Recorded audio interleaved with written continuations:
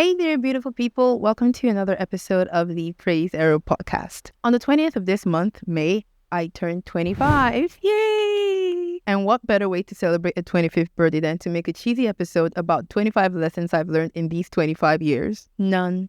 Absolutely none. So let's get to it. Lesson number 1.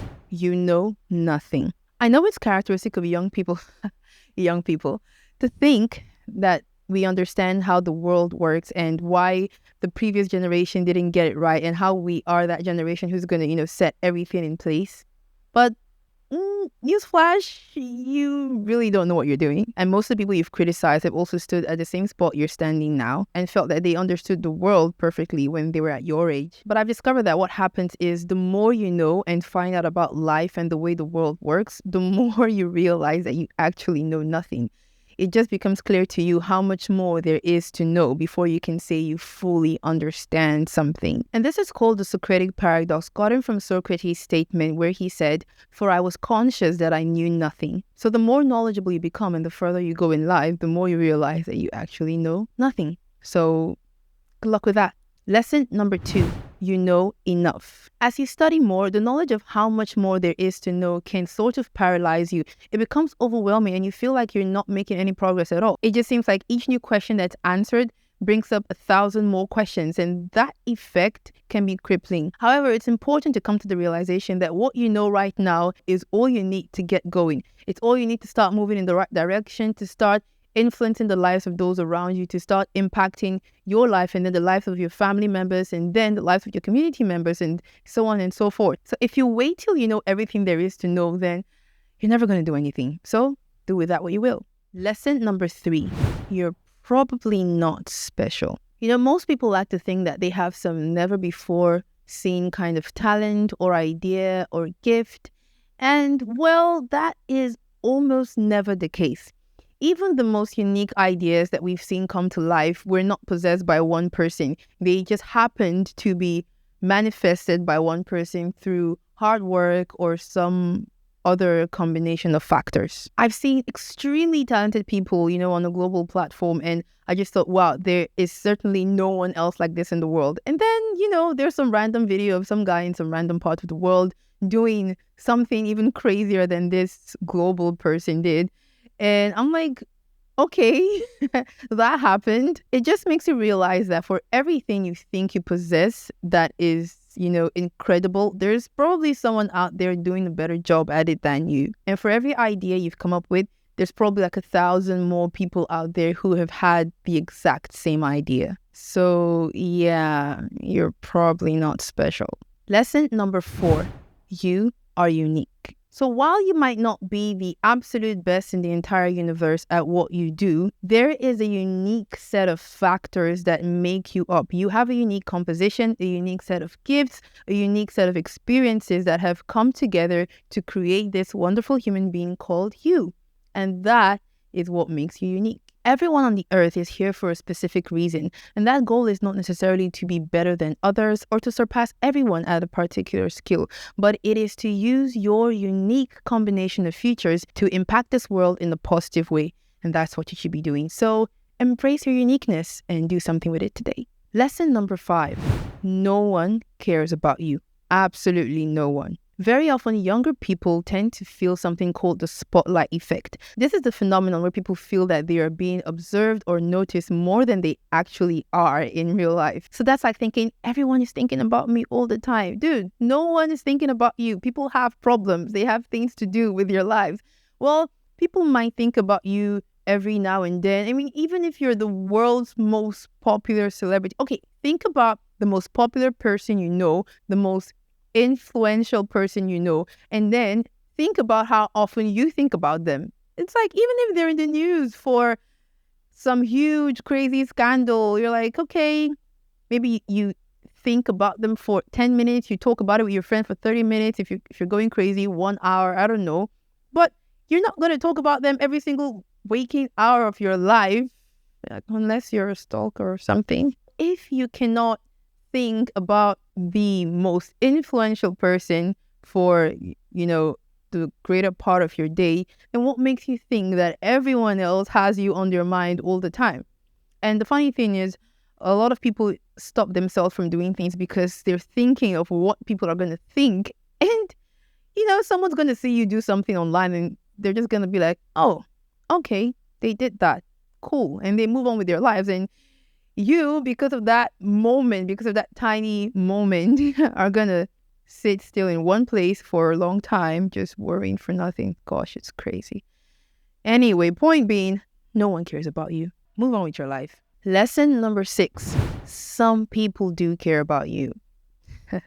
It's amazing how much time we spend fussing over the thoughts, the opinions of outsiders, and then just ignore the thoughts, opinions, and feelings of those closest to us. So that's our family, our close friends, our mentors, especially our family and friends.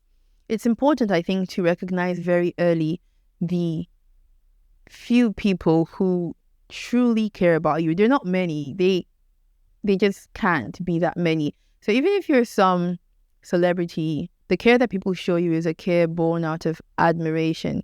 Yes, maybe if you needed some donations, you would have lots of people reaching out to contribute to that. But the kind of care I'm talking about is the one that will always be there, whether you are popular, whether you're in the limelight, or whether you fade into obscurity.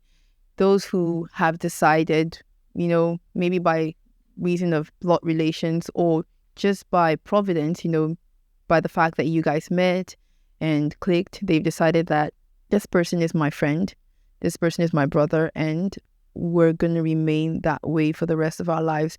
Those are people you should not toy with. Yes, I know the ever-changing nature of our social relations and the expectations we have from each other in society in general can make it difficult to know how to maintain relationships, but it's something that we all have to be intentional about. Well, at least that's what I've learned, that there are some people who we should always place as a priority, irrespective of what's happening around you. Because when all else fails, it's always comforting to know that there are people who truly care about you and who you can fall back on in your time of distress.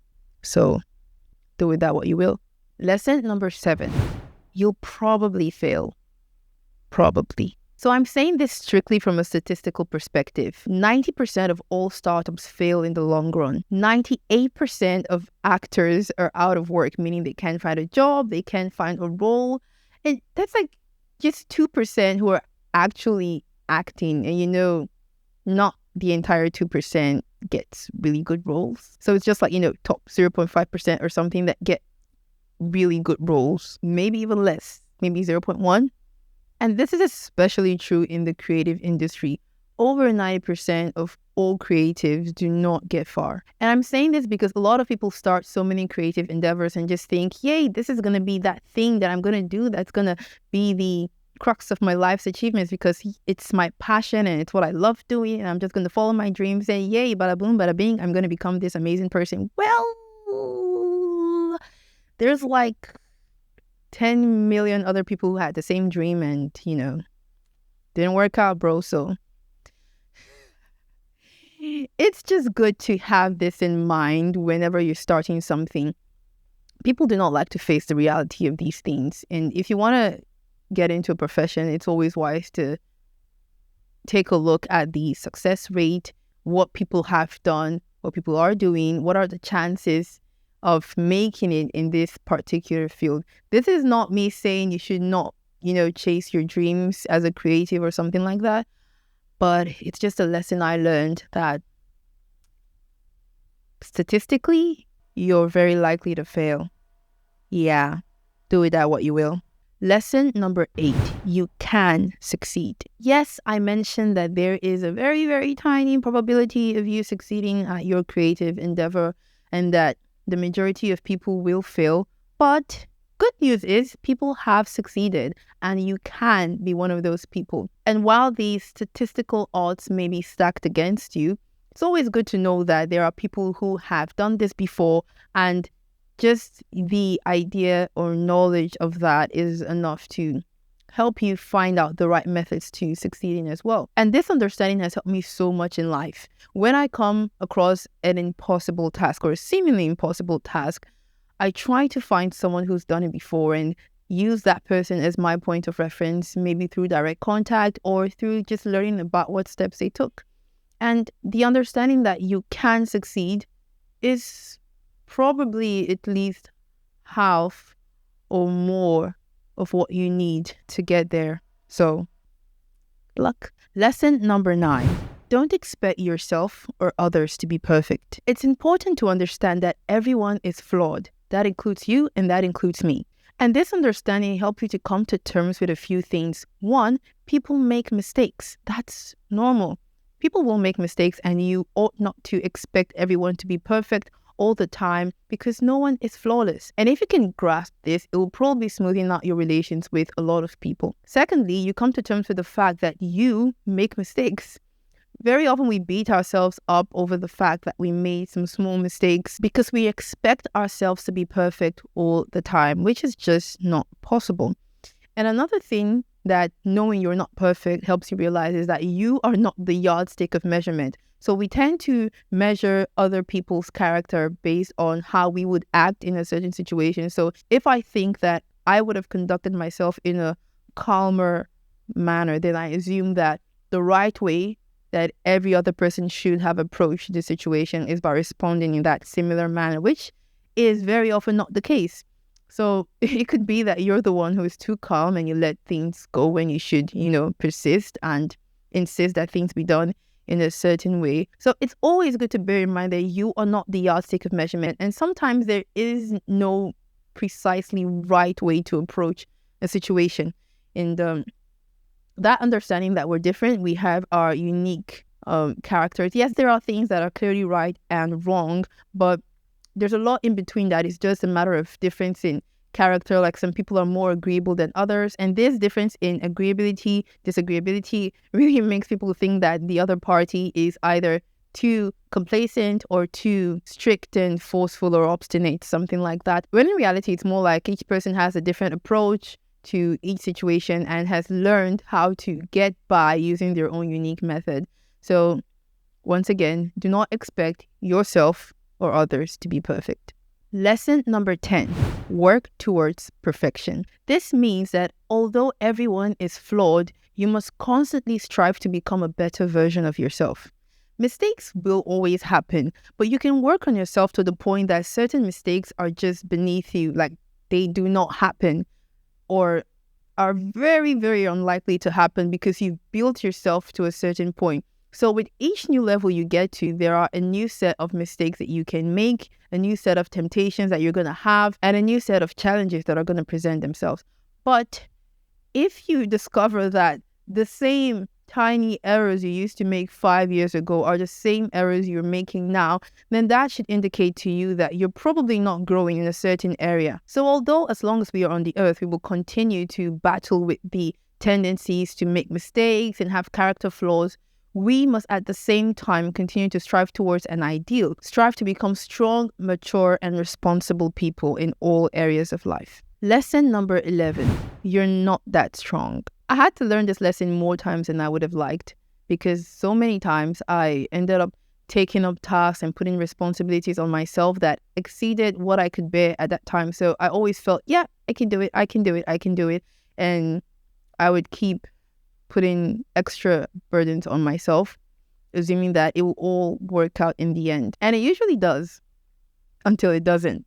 So yes, it's good to be responsible and to want to help people out, to want to improve yourself by taking up more tasks. But it's also important to be very aware of where your limits lie and to stick to that. Otherwise, you're going to find yourself subject to burnout and maybe a possible breakdown when it all could have been avoided.